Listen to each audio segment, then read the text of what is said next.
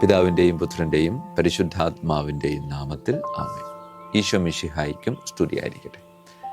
പ്രിയമുള്ളവരെ, ഇന്ന് ലുധിയാനയിലെ ഷെലൂവ എന്ന് പറയുന്ന സ്ഥലത്ത് പ്രത്യക്ഷപ്പെട്ട പരിശുദ്ധ അമ്മയെപ്പറ്റിയാണ് നാം ചിന്തിക്കുന്നത്. ഷെലൂവ എന്ന വാക്കിൻ്റെ അർത്ഥം പൈൻ മരങ്ങളുടെ കാട് എന്നാണ്. പൈൻ മരങ്ങൾക്കിടയിൽ അമ്മ പ്രത്യക്ഷപ്പെട്ടതുകൊണ്ട് പൈൻ മരങ്ങളുടെ അമ്മ എന്നുകൂടെ ഈ ഷെലൂവയിലെ അമ്മയെ നാം വിളിക്കാറുണ്ട്. ഈ ഷെലൂവയിലെ അമ്മയുടെ പ്രത്യക്ഷപ്പെടലിന് വലിയൊരു പ്രത്യേകതയുണ്ട്. കാരണം ഈ പ്രത്യക്ഷപ്പെടലിലൂടെ അമ്മ സംസാരിച്ചത് ഒരു കത്തോലിക്ക വിശ്വാസിയോടല്ല, അമ്മയിൽ വിശ്വാസം ഇല്ലാതിരുന്ന, ഒട്ടും വിശ്വാസമില്ലാതിരുന്ന ഒരു പ്രൊട്ടസ്റ്റൻ്റ് പാസ്റ്ററോടായിരുന്നു. ആ പാസ്റ്ററെ വിശ്വാസത്തിലേക്ക് കൊണ്ടുവരിക എന്നതായിരുന്നില്ല. അത് സംഭവിക്കുന്നുണ്ട്, പക്ഷെ അതായിരുന്നില്ല അമ്മയുടെ പ്രത്യക്ഷപ്പെടലിൻ്റെ പ്രധാനപ്പെട്ട ലക്ഷ്യം എന്ന് പറയുന്നത്. പ്രിയമുള്ളവരെ, ചരിത്രം പറയുന്നത് ഇങ്ങനെയാണ്. 1457 ഈ പ്രദേശത്ത് പരിശുദ്ധ അമ്മയുടെ നാമധേയത്തിൽ ഒരു ദൈവാലയം പണികഴിക്കപ്പെടുന്നത്.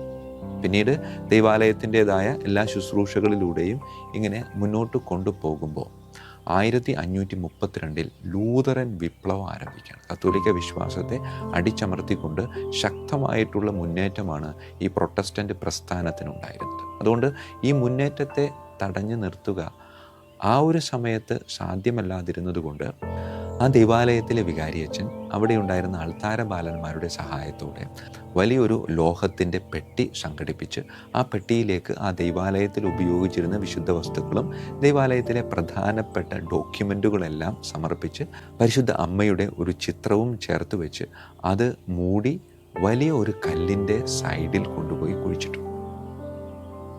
ആ വൈദികൻ്റെ ഇടപെടൽ വളരെ സന്ദർഭോചിതമായിരുന്നു എന്നാണ് പറയുന്നത്.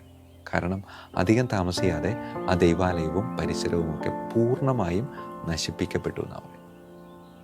ആ ദൈവാലയത്തിൻ്റെ പരിസരത്ത് ഇപ്പോൾ ആകെയുള്ളത് എന്ന് പറയുന്നത് വലിയൊരു കല്ലാണ്. അതിൻ്റെ ചുറ്റുപാടും ഒരുപാട് പുല്ലുകൾ ഇങ്ങനെ വളർന്നിരുന്നു. അതുകൊണ്ട് തന്നെ അത് കന്നുകാലികളുടെ ഒരു മേച്ചിൽ സ്ഥലമായിട്ട് മാറുക. ഒരുപാട് ആളുകൾ കാലികളെ മേയ്ക്കാൻ വേണ്ടിയിട്ട് അവിടെ വന്നിരുന്നു. അങ്ങനെ കാലികളെ മേയ്ക്കാൻ വന്ന 2 ഇടയച്ചക്കൻ്റെ മുമ്പിൽ, പാറയ്ക്ക് മുകളിൽ പരിശുദ്ധ അമ്മ പ്രത്യക്ഷപ്പെടുക. ഈ ഇടയച്ചക്കന്മാർക്ക് ഇത് അമ്മയാണെന്നോ മാതാവാണെന്നോ ഒന്നും അറിയത്തില്ല. കാരണം കത്തോലിക്ക വിശ്വാസത്തിൽ നിന്ന് കാലങ്ങളായിട്ട് 80 വർഷത്തിലധികമായി കത്തോലിക്ക വിശ്വാസത്തിൻ്റെ ഒന്നും തന്നെ അവിടെ നിലനിൽക്കുന്നില്ല. അതുകൊണ്ട് ഒരമ്മ ഒരു കുഞ്ഞിനെയും പിടിച്ചുകൊണ്ട് ഒരു പാറയുടെ മുകളിൽ പൈൻമരങ്ങൾക്കിടയിൽ നിൽക്കുന്നത് കണ്ടപ്പോൾ അവരങ്ങോട്ട് ചെല്ലുന്നുണ്ട്. അമ്മ കരയാ. അപ്പോൾ കരഞ്ഞുകൊണ്ട് നിൽക്കുന്ന ഈ അമ്മയോട് ഈ കുഞ്ഞുങ്ങൾ ചോദിക്കുന്നുണ്ട്. പക്ഷേ ഈ കുഞ്ഞുങ്ങളോട് അമ്മ ഒന്നും പറയുന്നില്ല. അത് കണ്ടപ്പോൾ അവർ തൊട്ടടുത്തുണ്ടായിരുന്ന പാസ്റ്ററുടെ അടുക്കിലേക്ക് ചെന്നിട്ട് ഈ ഒരു കാര്യം പറഞ്ഞു. അപ്പോൾ പാസ്റ്ററും പാസ്റ്ററിൻ്റെ കൂടെയുള്ള കുറച്ച് പേരും കൂടെ ഈ കുട്ടികൾ ചൂണ്ടിക്കാണിച്ച സ്ഥലത്തേക്ക് വരികയും അവിടെ ഒന്നും കാണാത്തത് കൊണ്ട് ഈ കുട്ടികളോട് ഈ പാസ്റ്റർ പറയുന്നുണ്ട്, അതെന്തെങ്കിലും പിശാചിൻ്റെ പ്രലോഭനമായിരിക്കും, അത് നിങ്ങൾ മര്യാദക്ക് പ്രാർത്ഥിക്കാഞ്ഞിട്ടാണ് എന്നൊക്കെ പറഞ്ഞുകൊണ്ട് ആ കുട്ടികളെ ശകാരിക്കുമ്പോൾ ഈ അമ്മ കരഞ്ഞുകൊണ്ട് വീണ്ടും പ്രത്യക്ഷപ്പെടുക. എന്നിട്ട് അമ്മയിൽ വിശ്വാസമില്ലാത്ത ഈ പ്രൊട്ടസ്റ്റൻ്റ് പാസ്റ്ററോട് പറയുന്നുണ്ട്, എനിക്ക് വലിയൊരു സങ്കടമുണ്ട്. അപ്പോൾ ഈ അമ്മയോട് ഈ പാസ്റ്റർ ചോദിക്കുന്നുണ്ട്, അമ്മ എന്തിനാ കരയുന്നത്? അപ്പോൾ അമ്മ പറയുന്നൊരു കാര്യമുണ്ട്. ഈ പുൽമേട് ചൂണ്ടിക്കാണിച്ചിട്ട് കാലികൾ മേഞ്ഞു നടക്കുന്ന ഈ മേച്ചിൽ സ്ഥലം ചൂണ്ടിക്കാണിച്ചുകൊണ്ട് അമ്മ പറയുന്നുണ്ട്, ഈ കന്നുകാലികളുടെ ഈ മേച്ചിൽ സ്ഥലം എൻ്റെ മകൻ്റെ രക്തം വീണുകൊണ്ടിരുന്ന അൾത്താര സൂക്ഷിച്ചിരുന്ന ദൈവാലയമായിരുന്നു. എൻ്റെ മകൻ്റെ ബലിയർപ്പണം നടന്നിരുന്ന ഈ പ്രദേശത്ത് ഈ ബലിയർപ്പണം നടക്കാത്തതിൻ്റെ വലിയൊരു സങ്കടം എൻ്റെ ചങ്കിലുണ്ട്. ആ സങ്കടം നീ എനിക്ക് മാറ്റിത്തരണം. പ്രിയമുള്ളവരെ, ഈ സംഭവം പെട്ടെന്ന് കാട്ടുതീ പോലെ ആ പ്രദേശം മുഴുവനും വ്യാപിക്കാൻ തുടങ്ങി. ആളുകൾ ഓരോരുത്തരായി ഈ വലിയ പാറ, ഈ പാറയുടെ മുകളിലാണല്ലോ അമ്മ പ്രത്യക്ഷപ്പെട്ടത്, ഈ പ്രത്യക്ഷപ്പെട്ട സ്ഥലം കാണാൻ വേണ്ടി ആളുകൾ ഇങ്ങനെ ഓരോരുത്തരായിട്ട് ഇങ്ങനെ വന്നു തുടങ്ങി. ഈ അമ്മയുടെ പ്രത്യക്ഷപ്പെടൽ ഓരോ ഭാഗങ്ങളിലേക്കും ഇങ്ങനെ വ്യാപിക്കാൻ തുടങ്ങി. അങ്ങനെ ഏതാണ്ട് 90 വയസ്സ് പ്രായമുള്ള അന്ധനായ ഒരു മനുഷ്യൻ ഇത് കേട്ടപ്പോൾ അത് പറഞ്ഞവനോട് ഈ മനുഷ്യൻ പറയുന്നുണ്ട്, ഞങ്ങൾ അന്നുണ്ടായിരുന്ന വൈദികൻ്റെ സഹായത്തോടെ വലിയൊരു പെട്ടി ആ പാറയുടെ വശത്ത് കുഴിച്ചിട്ടിട്ടുണ്ട്. ആ അന്ധനായ മനുഷ്യനെയും കൊണ്ട് ആളുകൾ ഈ പാറയുടെ അടുക്കിലേക്ക് ചെല്ലുകയാണ്. ഇവന് കണ്ണ് കാണത്തില്ലായിരുന്നു. അതുകൊണ്ട് അതെവിടെയാണ് എന്ന് പറഞ്ഞു കൊടുക്കാനായിട്ട് അവന് പറ്റത്തില്ലെന്ന് അവന് ഉറപ്പായിരുന്നു. പക്ഷേ ആ പാറയുടെ അടുക്കലേക്ക് അവൻ നടന്ന് ചെന്നപ്പോൾ അവൻ്റെ കണ്ണിന് കാഴ്ചശക്തി തിരികെ കിട്ടുക. പ്രിയമുള്ളവരെ, അതിനുശേഷം അവൻ കൃത്യമായി കുഴിച്ചിട്ട് സ്ഥലം കാണിക്കുകയും അവിടെ കുഴിച്ചു നോക്കുകയും അവൻ പറഞ്ഞതുപോലെ വലിയ ഒരു ലോഹത്തിൻ്റെ പെട്ടി കിട്ടുകയും അത് തുറന്നു നോക്കിയപ്പോൾ അതിൽ വെച്ചിരുന്ന സാധനങ്ങളൊക്കെ ഭദ്രമായി അവിടെ തന്നെ ഇരിക്കുന്നതാണ് കണ്ടത്. 1602 ഈ പെട്ടി ഇതിൻ്റെ ഉള്ളിൽ നിന്ന് പുറത്തേക്കെടുക്കുന്നതും പരിശുദ്ധ അമ്മയുടെ ഛായാചിത്രം കണ്ടുകിട്ടുകയും അവിടെ ഉപയോഗിച്ചിരുന്ന വിശുദ്ധ വസ്തുക്കൾ കാണുകയും ആ ദൈവാലയത്തിൻ്റെ പ്രമാണങ്ങൾ അത് ആരുടെ പക്കലായിരുന്നു, അത് കത്തോലിക്ക വിശ്വാസികളുടേതായിരുന്നു എന്നൊക്കെ പറയുന്ന കൃത്യമായ രേഖകൾ കണ്ടുകിട്ടുകയും 1622 ഈ രേഖകളുടെ ഉടമസ്ഥർക്ക്, അതായത് കത്തോലിക്ക വിശ്വാസികൾക്ക് ഈ സ്ഥലം തിരിച്ചു കൊടുക്കുകയും അവിടെ മരത്തിൻ്റെ ഒരു ദൈവാലയം ആദ്യം ആരംഭിക്കുകയും ചെയ്തു. പ്രിയമുള്ളവരെ, ഈ മരത്തിൻ്റെ കൊച്ചു ദൈവാലയം ആരംഭിച്ചതിന് ശേഷമുള്ള ആദ്യത്തെ തിരുനാൾ ദിവസം പരിശുദ്ധ അമ്മയുടെ ജനനവുമായി ബന്ധപ്പെട്ടാണ് ആ ദൈവാലയത്തിലെ കാര്യങ്ങളൊക്കെ മുമ്പ് കാലത്ത് തീരുമാനിച്ചിരുന്നതും ആഘോഷിച്ചിരുന്നതും. അതുകൊണ്ട് ഈ കൊച്ചു ദൈവാലയം പണിതതിന് ശേഷം സെപ്റ്റംബർ 8 ആദ്യത്തെ ആ ദൈവാലയത്തിലെ തിരുനാൾ ആഘോഷിക്കുമ്പോൾ ചരിത്രം പറയുന്നത് 11,000 വിശ്വാസികൾ ദിവ്യകാരുണ്യം സ്വീകരിച്ചു എന്നാണ് പറയുന്നത്.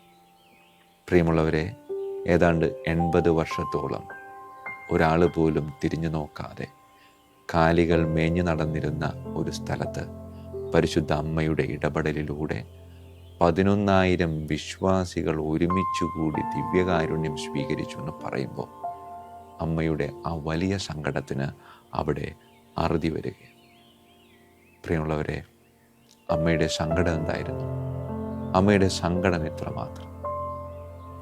എൻ്റെ മകൻ്റെ രക്തം വീണ് വിശുദ്ധമായ സ്ഥലത്ത് കന്നുകാലികൾ മേഞ്ഞു നടക്കുന്നത് കണ്ടപ്പോൾ അമ്മയ്ക്ക് സഹിക്കാനായില്ല.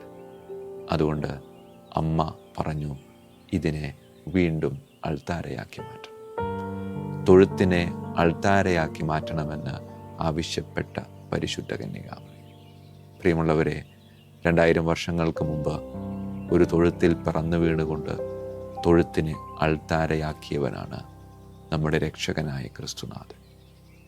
ഈ പ്രത്യക്ഷപ്പെടലിലൂടെ പരിശുദ്ധ കന്യകാമറിയം നമുക്കോരോരുത്തർക്കും നൽകുന്ന വ്യക്തിപരമായിട്ടുള്ളൊരു സന്ദേശം എന്താണെന്ന് ചോദിച്ചാൽ, നീ തൊഴുത്തിനെ അൾത്താരയാക്കുന്നവനാണോ അതോ അൾത്താരകളെ തൊഴുത്താക്കുന്നവനാണോ? വചനം പറയുന്നില്ലേ, ഈ ശരീരം കർത്താവിൻ്റെ ആലയമാണ്. ഈ ശരീരം കർത്താവിൻ്റെ ആലയമാണെങ്കിൽ ഈ ശരീരത്തിൽ ഞാൻ പൊന്നുപോലെ കൊണ്ടു നടക്കുന്ന ഹൃദയം അത് കർത്താവിൻ്റെ അൾത്താരയാണ്. ആ അൾത്താരയിൽ ഞാൻ കർത്താവിനെയാണോ പ്രതിഷ്ഠിച്ചിട്ടുള്ളത് എങ്കിൽ ഇത് ദൈവാലയം. അല്ല എങ്കിൽ ഞാൻ ഈ അൾത്താരയെ തൊഴുത്താക്കി മാറ്റിയിരിക്കുക. പ്രിയമുള്ളവരെ, നമ്മുടെ ഓരോരുത്തരുടെയും വെല്ലുവിളിയും നമുക്ക് ഓരോരുത്തർക്കും ഈ ശിലുവായിലെ അമ്മ നമുക്ക് നൽകുന്ന വ്യക്തിപരമായിട്ടുള്ളൊരു സന്ദേശമാണ്. നീ വിളിക്കപ്പെട്ടിരിക്കുന്നത് അൾത്താരയെ തൊഴുത്താക്കാനല്ല, മറിച്ച് തൊഴുത്തിനെ അൾത്താരയാക്കാനാണ്. കരങ്ങൾ കൂപ്പാം, കണ്ണുകളടക്കാം, പ്രാർത്ഥിക്കാം. കാരുണ്യവാനായ കർത്താവേ, വചനത്തിൽ ഞാൻ ഇങ്ങനെ വായിക്കുന്നുണ്ട്, ഞാനിതാ നിന്റെ ഹൃദയ കവാടത്തിങ്കൽ മുട്ടി വിളിക്കുന്നു. എൻ്റെ വിളി കേട്ട് വാതിൽ തുറന്നു തരികയാണ് എങ്കിൽ ഞാൻ നിന്നോടുകൂടെ ഭക്ഷണത്തിനിരിക്കും. പ്രിയമുള്ളവരെ, കർത്താവ് യേശു മിശിഹ നമ്മുടെ ഹൃദയ കവാടത്തിൽ ഓരോ ദിവസവും മുട്ടി വിളിക്കുന്നുണ്ട്. എന്തിനാണെന്നറിയാം? എൻ്റെ ഹൃദയത്തിൻ്റെ അൾത്താരയിലെ ശക്രാരിയിലേക്ക് അവന് കടന്നു വന്ന് അവിടെ വാസമറപ്പിക്കാനാണ്. പലപ്പോഴും ആ വിളി കേട്ടിട്ടും കേൾക്കാത്തതുപോലെ വാതിൽ തുറന്നു കൊടുക്കാതെ എൻ്റെ ഹൃദയത്തിൻ്റെ കവാടങ്ങൾ അടച്ച് ഞാൻ അവനെതിരെ ജീവിച്ചു പോയ നിമിഷങ്ങൾ നമ്മുടെ ജീവിതത്തിലുണ്ട്. പ്രാർത്ഥിക്കാം വിശ്വാസത്തോടെ.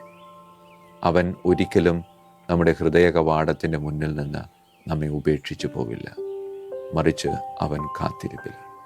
ഹൃദയം തുറക്കാം.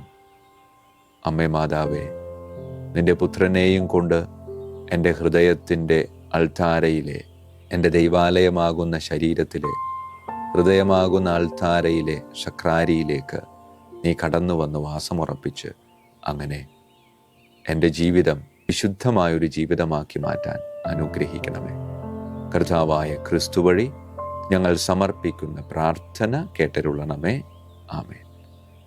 ഈശോ മിശിഹായ്ക്കും സ്തുതിയായിരിക്കട്ടെ.